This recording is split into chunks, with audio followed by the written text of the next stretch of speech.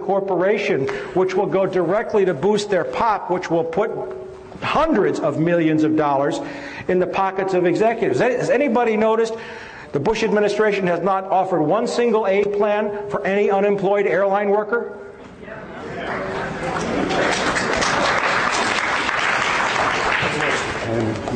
All right, let's get down and dirty here. Oh, one more thing. Remember that guy John Deutsch that I had fun with? Okay, well, right now he's on the board of directors of Citibank, along with the former executive director of the CIA, who is not on the board, but she's a very highly placed executive, Nora Slatkin. John Deutsch, of course, is as crooked as the rest of them. Also on the board of Citibank is a guy named Robert Rubin, former U.S. Secretary of the Treasury. Yes, thank you. He deserves all the hisses he can get. Well, in May of this year, Citibank announced a $12 billion cash purchase of a Mexican bank called Banamex. Second largest bank in Mexico, also a documented, and I mean documented, drug money laundering bank that was exposed in a Mexican newspaper. Roberto Hernandez, this is him, gets a seat on Citibank's board of directors, and yet this is what's going on his property. He owns thousands of acres near Cancun in Mexico. The locals call it the Cocaine Peninsula. There's hundreds of photographs. He lost two lawsuits in Mexico. And then my friend Al Giordano, who publishes a great website called www.narconews.com, wrote a great story about the Mexican paper stories, and Hernandez sued Giordano in New York, and he's going to lose that lawsuit, by the way. Al Giordano's a brave journalist.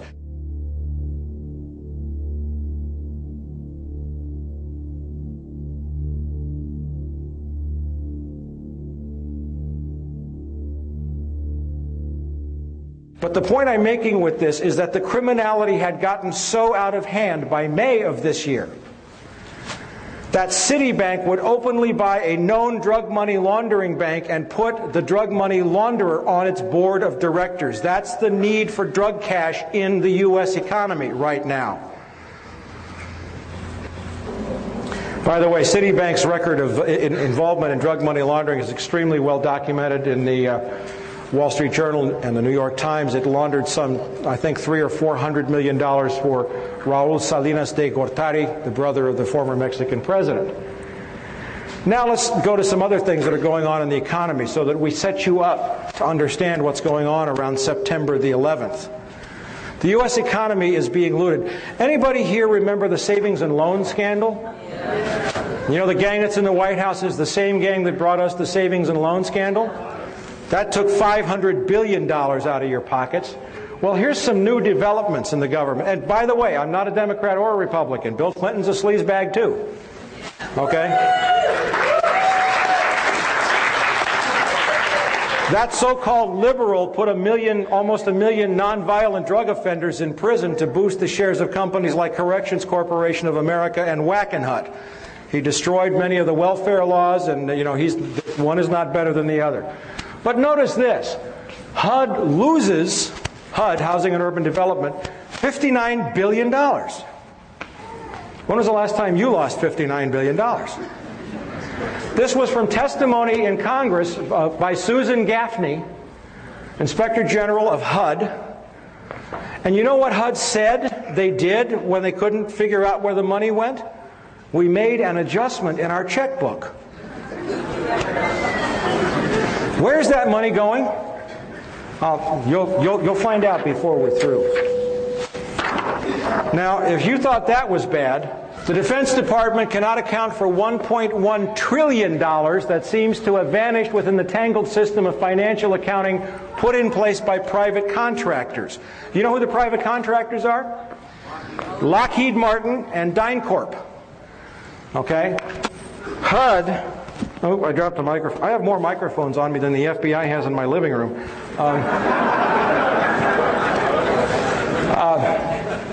This is from a very great reporter, a very courageous woman who had served on Capitol Hill for many years and became an investigative reporter named Kelly O'Meara, who writes for the Washington Times Insight magazine. I know it's owned by the Moon, but Kelly does fabulous work, and she's written a great piece on civil rights after the September 11th attack. The point is that $4.4 trillion in adjustments to the Pentagon books had to be cooked to compile the required financial statements, and that $1.1 trillion of that amount could not be supported by any reliable information. All right, now, there's one thing I got to do before we get to September the 11th and what's happening since. It's easy to say that this is a war about oil, and you're going to know more about it than you did when you came in here. When you leave. The entire world economy is on the brink of a major collapse. 2 days before the attacks on the World Trade Center, I issued an emergency bulletin to all of my subscribers. And by the way, there's a table over here, and those of you who would like to subscribe, we have the information there for you. I'll put a website up. We also have videotapes of a lecture on Wall Street's War for Drug Money, which is like 2 hours on what I did with the economy that I gave at the USC School of International Relations last December. And we have those tapes over there. I think Chris Milligan's over there somewhere. Chris, wherever you are. But I issued a bulletin saying that we were on the brink of an economic collapse that would make 1929 look like a picnic. And in the 3 weeks prior to the attacks, the Dow had dropped almost 900 points. Now, what we have seen since then, and you must understand this clearly, is that the Dow's so-called resurrection to close to 10,000 points is strictly the result of a massive infusion of cash from the U.S. Treasury, which is your cash, which is being given to the corporate executives and not to the people who have been laid off. And every time you see the Dow go up, you'd better believe that another 10,000 people have lost their jobs. We are also in a global financial crisis that began in 1998 with the collapse of the bond markets and hedge fund derivatives, the money laundering investigations, and the mega mergers in the financial industry. The war buildup after September 11th is now shifting resources from domestic needs to the defense establishment. This fulfills a Bush-Cheney campaign promise to boost defense spending. But it is not sustainable for a number of reasons. And then this brings us into the issue of oil briefly, and we'll get into this more later. And basically is that oil production in the world is peaking. The last untapped major oil fields in the world are in two places, actually. First, Central Asia, and we'll get into that in depth.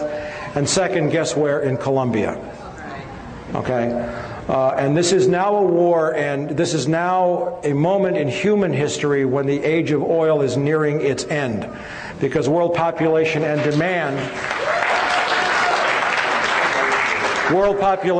demand will exceed production sometime within roughly the next 10 years. And we're going to get into that for why. But now let's go back into the warnings about September the 11th. And I didn't do a lot of this, and we have time. Osama bin Laden is of course a Saudi Arabian by birth. His family is exceptionally wealthy. They own not only major construction companies, but they are heavy investors in high technology stocks like Nortel. They have a piece of Pepsi, I think, and Coca-Cola. They're into everything. They're very wealthy. In 1976, Osama's older brother Salim bin Laden hired a man in Texas by the name of Jim Bath, who has CIA connections, to handle all the investments in the United States for the bin Laden family. Jim Bath also happens to be a personal, almost lifelong friend and former Air National Guard pilot with George W. Bush. And immediately after Jim